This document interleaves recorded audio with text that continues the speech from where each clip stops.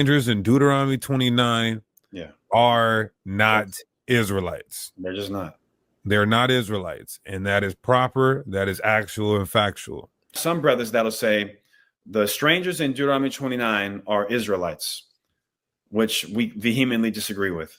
And then you have our brother Joel saying he's correct in saying that the strangers in Deuteronomy 29 are not Israelites. It's just clear as day. Strangers right here they're not Israelites. You stand this day, all of you, before the Lord your God, your captains, your elders, your officers with all the men of Israel, your little ones, your wives, and thy stranger that is in thy camp, from the hewer of thy wood unto the drawer of thy wood. There's an oath being entered into him. There's an oath being entered into him. There's an oath being entered into him. There's an oath being entered into him. There's an oath being entered into him right here in Deuteronomy 29. Now, interestingly enough, the very next chapter, the same audience, it says, and it shall come to pass when all these things are come upon you, the blessing and the curse. So now it's going back to Deuteronomy 28. That's what it said, the blessings and the curses. So whoever's entering into the old covenant are also the people who would suffer the blessings, not suffer the blessings, but would be able to go through the blessings and would also have to suffer through the curses. Because the covenant is not with Israel, the covenant is with God. With God to whom? The covenant is with God. The heathen is not making a covenant with Israel. They're making a covenant with God. Okay, with God to whom? What do you mean with God to? What do you mean? Is it with God? Is with God to who? Israel, or is this with God to the heathen right now? It's with God to obey him. Are you telling me God is making a covenant with the heathen right here when we read in Deuteronomy 29? This is the heathen's covenant with God. This is the heathen's covenant with God. This is the heathen's covenant with God. This is the heathen's covenant with God.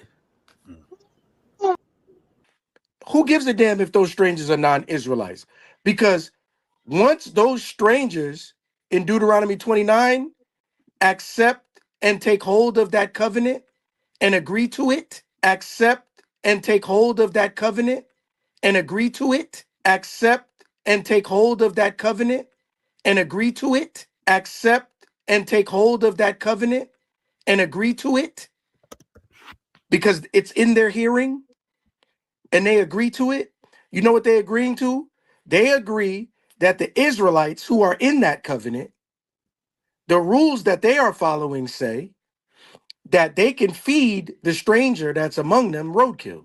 Yeah, Deuteronomy 14 and 21. They agree that the Israelite woman that they separate from, well, they can't do that, actually. Deuteronomy 29, that's a non-Israelite? Oh, well, you lost. Because, well, that means God is making a covenant with a non-Israelite. And we're like, yeah. They have to submit to it.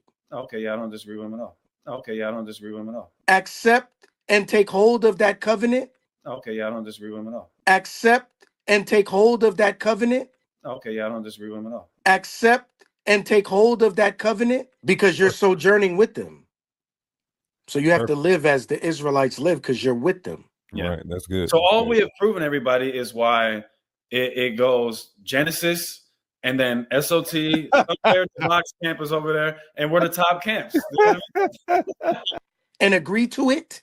And for this cause, he is the mediator of the New Testament, that by means of death, for the redemption of the transgressions that were under the first testament, they which are called might receive the promise of eternal inheritance. You know what that covenant is? That they can be made slaves. And that's the point and the conundrum we were trying to. So all we have proven, everybody, is